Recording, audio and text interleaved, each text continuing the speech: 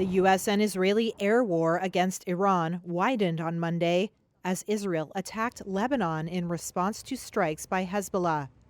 And Iran kept up its missile and drone attacks on Gulf states. There was no end in sight to the conflict after a weekend of bombing that killed Iran's supreme leader and retaliatory strikes across the region.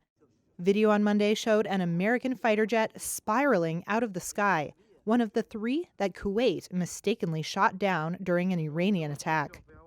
U.S. Central Command said all 6 crew members ejected and were safely recovered.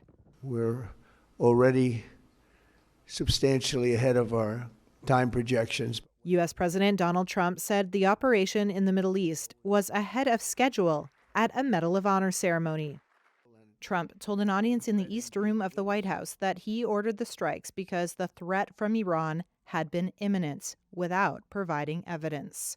An Iranian regime armed with long-range missiles and nuclear weapons would be an intolerable threat to the Middle East, but also to the American people. Our country itself would be under threat, and it was very nearly under threat. The objectives of the war, Trump said, included destroying Iran's missile capabilities, annihilating their navy, and stopping them from having a nuclear weapon. Iran denies seeking a nuclear weapon. This is not Iraq. U.S. Defense Secretary Pete Hegseth insisted the strikes on Iran would not lead to an endless war.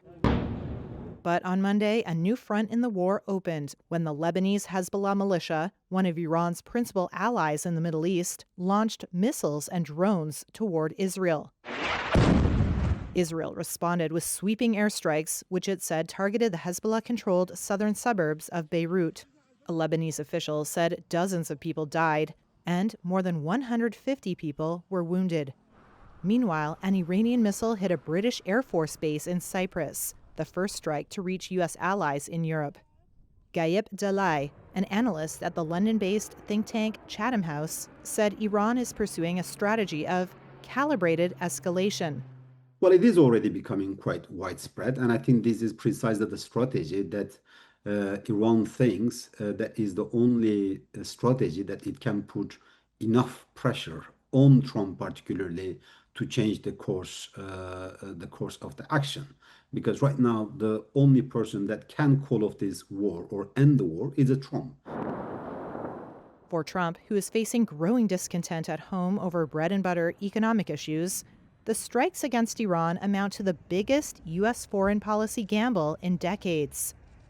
In an interview on CNN, Trump said the, quote, big wave is yet to come in the war with Iran, without giving details, and said it was unclear who Iran's new leader would be.